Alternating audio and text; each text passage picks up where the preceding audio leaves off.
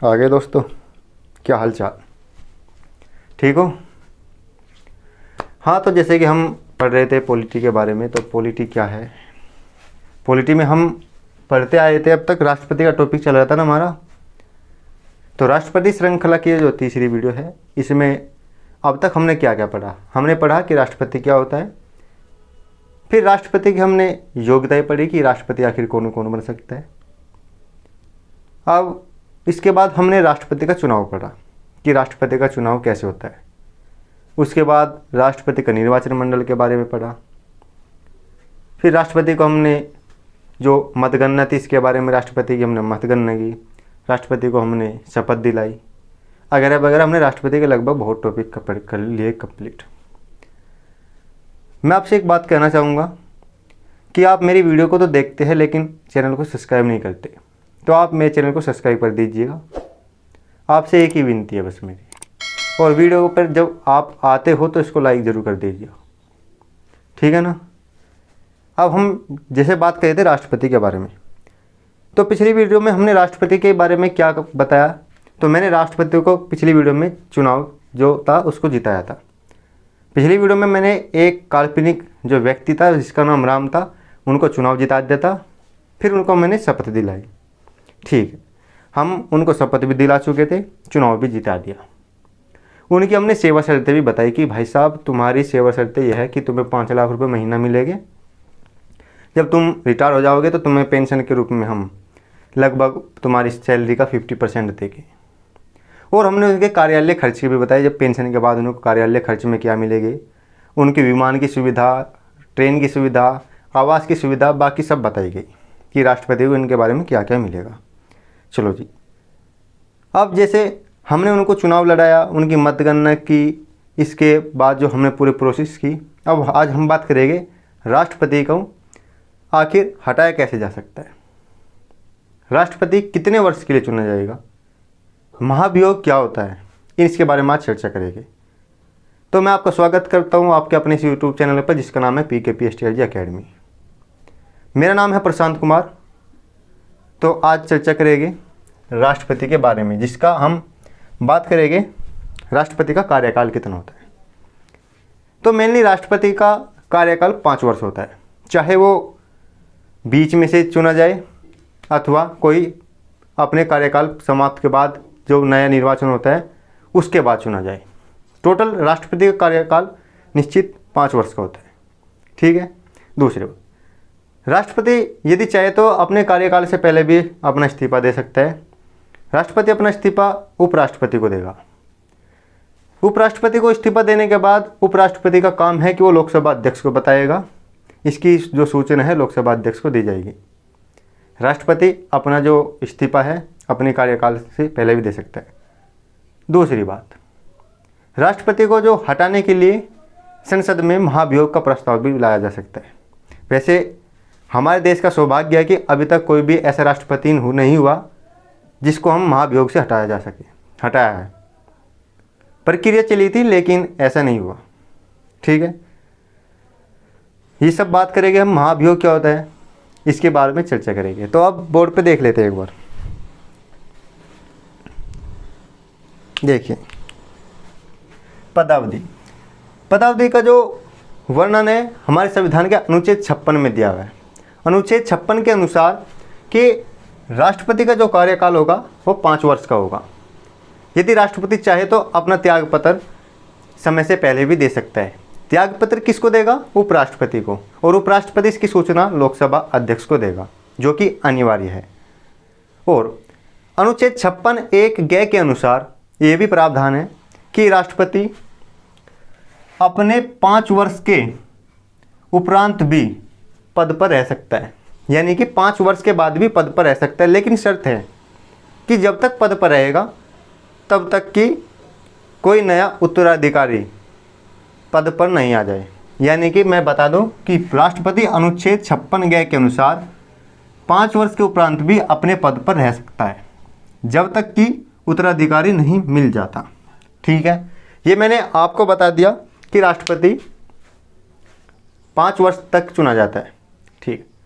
अब एक और बात, क्या राष्ट्रपति जो निर्वाचित होएगा उसकी कोई संख्या लिमिट है, यानी कि उसकी संख्या में कोई निश्चितता है कि 1 वर्ग के लिए चुना जाए, 2 वर्ग के लिए चुना जाए या 3 वर्ग के लिए।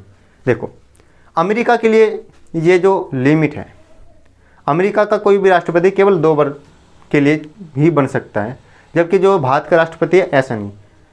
संविधान में केवल ये लिखा है कि अनुच्छेद 57 की बात है कि संविधान में लिखा है कि राष्ट्रपति बनने के लिए कोई भी व्यक्ति पुनर्निर्वाचित होने के लिए योग्य है, यानी कि कोई भी व्यक्ति राष्ट्रपति के पद पर कितने ही बार चुनाव लड़ सकता है। इसके बारे में जो यदि हम क्या सलाह है कि राष्ट्रपति का चुनाव केवल 1 बार या 2 बार ही लड़ा जा सकता है, नहीं। एक और बात मैं आपको बता दूं कि राष्ट्रपति अब तक जो एक ही हुए हैं, डॉक्टर राजेंद्र प्रसाद, जो केवल 2 बार चुने गए हैं तब से लेकर अब तक, यानी कि सन 1952 में और 1957 में जो 2 बार राष्ट्रपति का चुनाव जीते हैं डॉक्टर राजेंद्र प्रसाद, उनके बाद से अब तक यानी कि वर्तमान सन 2023 तक कोई भी ऐसा राष्ट्रपति नहीं हुआ है जो 2 बार जीता हो। ठीक है, ये थी बात इनकी पदावधि की। अब बात करते हैं महाभियोग की। हमारे संविधान में महाभियोग की जो प्रक्रिया है, इसका जो वर्णन करा गया है अनुच्छेद 61 में किया गया है। महाभियोग की प्रक्रिया क्या है? देखो मैं आपको बता दूं, महाभियोग की प्रक्रिया राष्ट्रपति पर संविधान के उल्लंघन के आधार पर लगाई जाती है। किसके आधार पर? संविधान के उल्लंघन के आधार पर। लेकिन संविधान का उल्लंघन क्या क्या होगा इसके बारे में संविधान को, मतलब कि संविधान में कोई भी बात नहीं बताई गई है। संविधान इस बात को लेकर मौन है। ठीक है ना, कि संविधान इस बात पर मौन है कि संविधान का उल्लंघन क्या क्या है। तो पहली बात कि राष्ट्रपति पर जो महाभियोग लगेगा केवल संविधान के उल्लंघन के आधार पर लगेगा। महाभियोग की प्रक्रिया अनुच्छेद 61 के तहत बताई गई है। ठीक है, इसके बाद हम बात करते हैं इसकी प्रक्रिया। आखिर ये राष्ट्रपति पर महाभियोग कैसे लगाया है? देखो, राष्ट्रपति पर महाभियोग संसद के दोनों सदनों में से किसी भी एक में प्रस्ताव लाने पर लगाया जा सकता है। यानी कि संसद के दोनों सदन कौन कौन से? लोकसभा और दूसरा हो गया हमारा राज्यसभा। इसमें से किसी भी एक सदन में महाभियोग का प्रस्ताव लाया जाएगा। ऐसे नहीं है कि महाभियोग का प्रस्ताव कोई भी एक सांसद ला सकता है, नहीं। महाभियोग का प्रस्ताव लाने के लिए न्यूनतम 1/4 सदस्यों को होना जरूरी है। यानी कि 1/4 सदस्य प्रस्ताव पर हस्ताक्षर करेंगे तभी जाकर महाभियोग का जो प्रस्ताव है लाया जा सकता है। दूसरी बात, महाभियोग को प्रस्ताव लाने के 14 दिन पहले राष्ट्रपति को सूचना देनी होती है। राष्ट्रपति को 14 दिन पूर्व इसकी जो सूचना है देनी होती है ताकि संसद के किसी भी सदन में महाभियोग का प्रस्ताव लाया जा सके। तो आपको मैं फिर बता देता हूँ मोटी मोटी बात कि महाभियोग का जो प्रस्ताव है संसद के किसी भी सदन में लाया जा सकता है। नंबर 1 बात, प्रस्ताव को लाने के लिए न्यूनतम 1/4 सदस्य का होना अनिवार्य है। कौन से? जिस भी सदन में लाया जा रहा है। यदि लोकसभा में लाया जाए तो लोकसभा के सदस्यों का 1/4, यदि राज्यसभा में लाया जाए तो राज्यसभा के सदस्यों का 1/4 सदस्यों के जो हस्ताक्षर प्रस्ताव पर होने चाहिए। और तीसरी बात, यदि मैं आपको बता दूं कि जो संविधान का जो राष्ट्रपति का जो महाभियोग प्रस्ताव है, राष्ट्रपति को इसके 14 दिन पूर्व नोटिस भेजनी होती है। ठीक है, चलो जी, ये तो बात थी थोड़ी सी प्रस्ताव के बारे में। अब देख लेते हैं क्या क्या लिखा है प्रक्रिया में। प्रस्ताव को किसी भी सदन में लाया जा सकता है। शर्त है कि सदन के 1/4 हस्ताक्षर, यानी जिस सदन में लाया जाए उसके सदस्य, यानी कि यदि लोकसभा में लाए तो लोकसभा के और राज्यसभा में लाए तो राज्यसभा के 1/4 सदस्य इस पर हस्ताक्षर करने हो, मतलब कि प्रस्ताव पर हस्ताक्षर होने चाहिए उनके। दूसरे, प्रस्ताव को लाने से 14 दिन पूर्व राष्ट्रपति को इसका नोटिस देना होता है। और यदि मैं प्रक्रिया के अंतर्गत बता दूं, यदि एक सदन राष्ट्रपति के जो महाभियोग का प्रस्ताव है, यानी कि महाभियोग के प्रस्ताव को एक सदन पारित करना चाहता है तो न्यूनतम 2/3 बहुमत होना चाहिए। पारित करने के लिए 2/3 का बहुमत होना आवश्यक है। ठीक है, यदि एक सदन ने 2/3 यानी 2/3 बहुमत से हमारा कोई भी प्रस्ताव इसका महाभियोग का प्रस्ताव पास कर दिया तो यह प्रस्ताव दूसरे सदन में जाएगा। दूसरा सदन इस प्रस्ताव की जांच करेगा। जांच के दौरान राष्ट्रपति को यह अधिकार होगा कि वह अपने जांच के लिए खुद भी शामिल हो सकता है और अपने प्रतिनिधि को उसमें शामिल कर सकता है।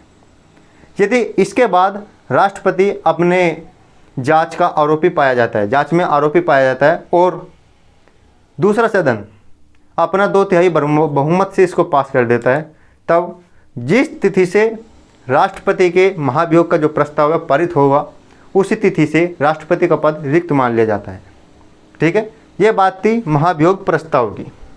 मैंने आपको बताया कि महाभियोग एक अर्धन्यायिक प्रक्रिया है। चलो, महाभियोग एक अर्धन्यायिक प्रक्रिया है। अब तुम्हें थोड़ी सी एक छोटी सी अच्छी बात बताता हूँ जो तुम्हें अब अचंभित कर देगी। 2 मिनट रुकिए एक बार। देखिए, जब हम बात कर रहे थे राष्ट्रपति के निर्वाचक मंडल की, राष्ट्रपति के निर्वाचक मंडल में कौन कौन शामिल था? याद है आपको राष्ट्रपति के निर्वाचक मंडल में कौन कौन शामिल था? मैं आपको बता दूं कि राष्ट्रपति के निर्वाचक मंडल में सदन के दोनों सदस्य संसद के दोनों सदनों के सदस्य, कौन सदस्य? निर्वाचित सदस्य। ठीक है, ये शामिल थे। दूसरे जो शामिल थे वे राज्य विधानसभा के जो निर्वाचित सदस्य थे वे थे, और केंद्र शासित प्रदेश जैसे कि दिल्ली, पुडुचेरी और जम्मू और कश्मीर के निर्वाचित सदस्य थे, जो इनके विधायक थे ये थे। चलो जी, इनकी बात हो गई। अब जब महाभियोग की प्रक्रिया आई तो महाभियोग की प्रक्रिया में जो मतदान करेंगे, जो इस प्रस्ताव को पारित करने में जो भाग लेंगे, अब आपको चौंकाने वाली बात बता दूं, जहां निर्वाचक मंडल में हमने किन सदस्यों को नहीं लिया था? मनोनीत सदस्यों को। तो यहाँ मनोनीत सदस्य महाभियोग प्रक्रिया में भाग लेंगे। मैं दोबारा बता रहा हूँ, जहाँ निर्वाचक मंडल में मनोनीत सदस्य नहीं थे, यहाँ महाभियोग प्रक्रिया में मनोनीत सदस्य है। दूसरी बात, जहाँ निर्वाचित मंडल में राज्य विधानसभा के सदस्य थे और केंद्र शासित प्रदेश जैसे कि दिल्ली, पुडुचेरी और जम्मू और कश्मीर के जो निर्वाचित सदस्य थे उनको भी वोट देने का अधिकार था, लेकिन यहाँ महाभियोग में इनको अधिकार नहीं है, अर्थात ये महाभियोग की प्रक्रिया में भाग नहीं ले सकते। मैं आपको लिखकर बता देता हूँ कि ये मैं मीटर, आप इसको एक बार उतार लीजिएगा। महाभियोग की प्रक्रिया चल रही है हमारी। ये सबसे अजीब बात है।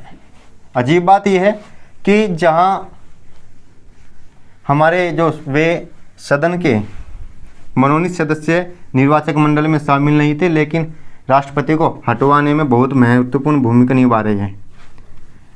यानी कि राष्ट्रपति को हटाने के लिए तो तत्पर है, लेकिन उनको बनाने के लिए बिल्कुल भी नहीं। राष्ट्रपति के साथ अन्याय है ये। ठीक है, मैं लिख देता हूँ इस बात को। देखिए, देखो, निर्वाचक मंडल में इधर लिख रहा हूँ निर्वाचक मंडल। तो निर्वाचक मंडल में कौन कौन थे? लोकसभा प्लस राज्यसभा के कौन से निर्वाचित सदस्य, ये थे निर्वाचित सदस्य। दूसरा, हम राज्य विधानमंडल के विधानसभा के जितने भी निर्वाचित सदस्य थे वे थे, प्लस के निर्वाचित सदस्य। ठीक, और जितने भी हमारे केंद्र शासित प्रदेश हैं, यूटीज हैं, उनके कौन थे? यूटीज में भी सारे नहीं, यूटीज में मैं लिख देता हूँ, जैसे कि दिल्ली, पुडुचेरी और तीसरा हमारा जम्मू और कश्मीर। जम्मू और कश्मीर, इन सभी के जो सदस्य थे वे जम्मू और कश्मीर के निर्वाचित सदस्य थे। ये सभी राष्ट्रपति के निर्वाचक मंडल के सदस्य हुआ करते थे। लेकिन जब बात किसकी आई? जब बात आई महाभियोग की, महाभियोग में क्या शामिल हो गए? देखो, महाभियोग में शामिल हुए कौन से? जिनको मनोनीत किया गया था, यानी कि मनोनीत सदस्य भी महाभियोग में शामिल हो गए। मनोनीत सदस्य, मनोनीत सदस्य भी महाभियोग की प्रक्रिया में शामिल हो गए। और जो ये जो खंड है, ये और ये मैं इनको गोला बना रहा हूँ, यानी कि राज्य विधानसभा वाले और यूटी वाले, जो दिल्ली, पुदुचेरी, जम्मू कश्मीर वाले हैं, इनके जो सदस्य थे इनको महाभियोग प्रक्रिया से बाहर रखा गया, यानी कि इस प्रक्रिया से ये बाहर है, प्रक्रिया से बाहर है। एक बार और मैं समझाने की कोशिश करूंगा, देखो ध्यान सुनो मेरी बात। मनोनीत सदस्य लोकसभा और राज्यसभा के, जहां इसमें बाहर रखे गए थे, महाभियोग प्रक्रिया में इनको ले लिया गया, ठीक है। और यूटी के जो सदस्य थे, जो इसके अंदर थे, जो मतदान देने के लिए जो निर्वाचक मंडल में शामिल थे, वे इस प्रक्रिया से बाहर रखे गए, यानी कि किसी को ले लिया गया और किसी को छोड़ दिया गया, कहीं ना कहीं संतुलन बिठाने की स्थिति ला गई, ठीक है। ये बात थी महाभियोग प्रक्रिया में। चलो जी, इसके बाद बात करते हैं हम राष्ट्रपति की जो पद है किन किन तरीके से रिक्त हो सकता है। तो मैं इसके लिए हेडिंग डाल देता हूँ, राष्ट्रपति पद की रिक्तता, या आप लिख लेना, मैं इनको सफा कर रहा हूँ।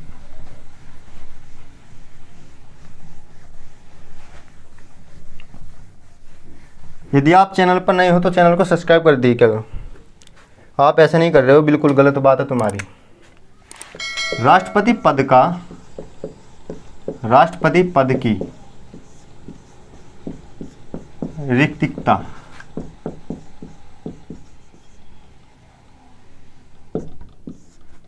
आखिर राष्ट्रपति का पद किन किन परिस्थितियों में रिक्त हो सकता है। देखो, राष्ट्रपति का पद वैसे तो किसी भी परिस्थिति में रिक्त हो सकता है, लेकिन कुछ परिस्थिति जैसे कि प्राकृतिक में उनकी मृत्यु हो जाए तब रिक्त हो सकता है, मृत्यु होने पर हो सकता है रिक्त, बिल्कुल हो सकता है।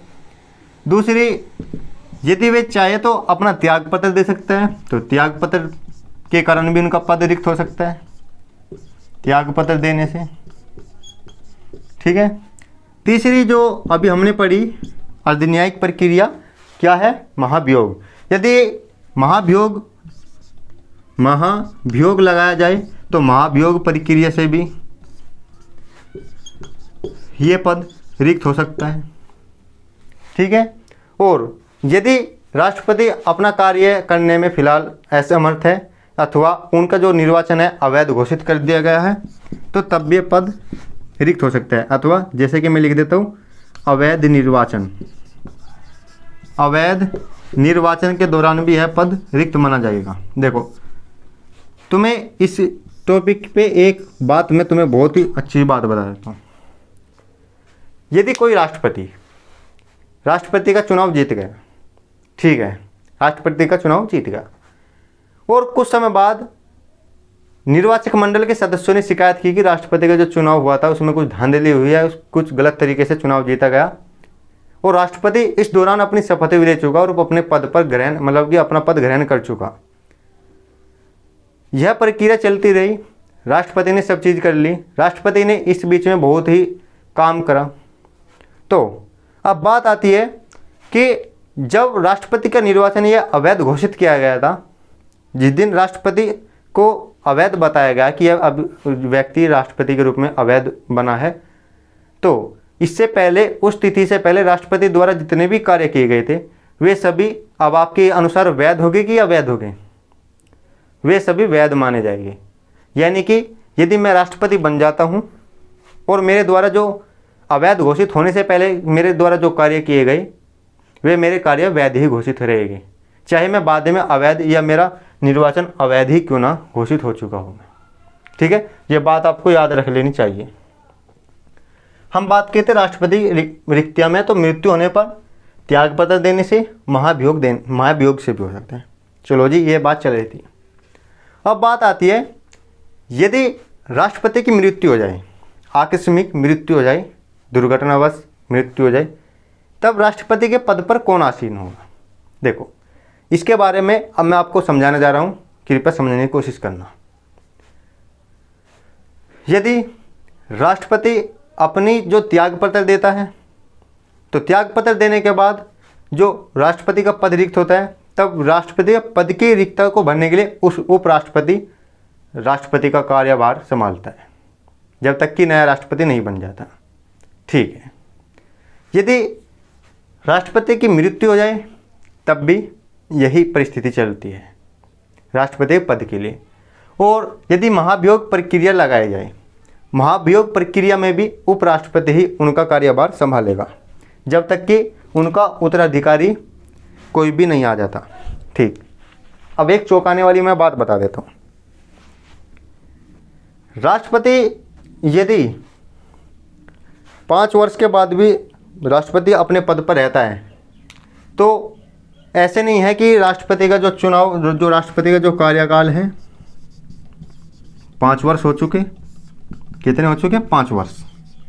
और 5 वर्ष होने के बाद राष्ट्रपति अपने पद से हट जाएगा और उसके बाद उपराष्ट्रपति लगेगा। नहीं, केवल उपराष्ट्रपति को इन ही शर्तों के दौरान राष्ट्रपति का कार्यभार संभालने की इजाज़त है संविधान के अनुच्छेद में।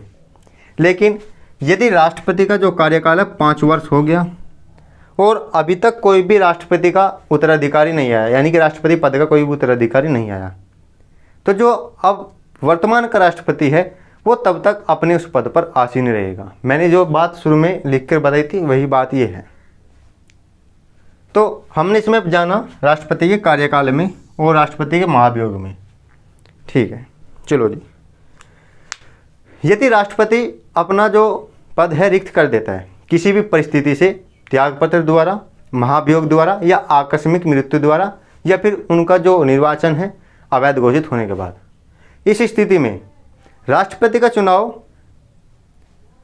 लगभग 6 महीने के मतलब कि 6 महीने के अंदर ही हो जाना चाहिए। ये संविधान में व्यवस्था की गई है। यानी कि जिस दिन पद रिक्त हुआ उस तारीख से लेकर अगले 6 महीने के बीच, 6 माह के बीच तक इस पद को भरा जाना चाहिए। ठीक है ना। ये राष्ट्रपति के बारे में था। ध्यान सुनो।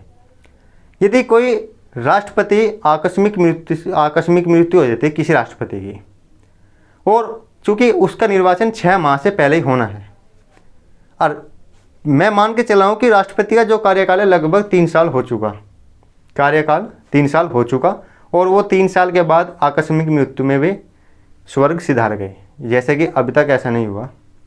ठीक है, वे उनकी मृत्यु हो गई। अब जो नए राष्ट्रपति बनेंगे, नए राष्ट्रपति का निर्वाचन होगा, तो उनका जो कार्यकाल होगा अगले 5 वर्ष तक का होगा। यानी कि जिस तारीख से वे अपना चुनाव, यानी कि अपना शपथ ग्रहण लेंगे, अपना पद ग्रहण करेंगे, उस तारीख से लेकर अगले 5 वर्ष तक ही चुना जाएगी। ये नहीं कि 3 साल तक का उन्होंने अपना जो शासन कर लिया था, जो स्वर्ग सिधार गए राष्ट्रपति, और बाकी के 2 साल अब दूसरे नए राष्ट्रपति नहीं। राष्ट्रपति की ये सुविधा है कि राष्ट्रपति जब भी चुनाया जाएगा पूर्ण अपने कार्यकाल के लिए चुना जाएगा। उनका पूर्ण कार्यकाल कितना है? 5 वर्ष के लिए। ठीक है। इसी के साथ यदि ये टॉपिक समझ में आया है तो आप इस वीडियो को लाइक कर दीजिएगा, और चैनल पर नए हो तो सब्सक्राइब कर दीजिएगा। अब कल लेकर वीडियो आऊँगा अपनी राष्ट्रपति की शक्ति के बारे में। राष्ट्रपति की कौन कौन सी शक्ति है, जैसे कि कार्यपालिका शक्ति, विधायी शक्ति, न्यायिक शक्ति, और इनकी जैसे वित्तीय शक्ति है, भतेरी है, बहुत शक्तियाँ हैं। इनके बारे में हम चर्चा अगली वीडियो में करेंगे। इसी के साथ जय हिंद, जय भारत।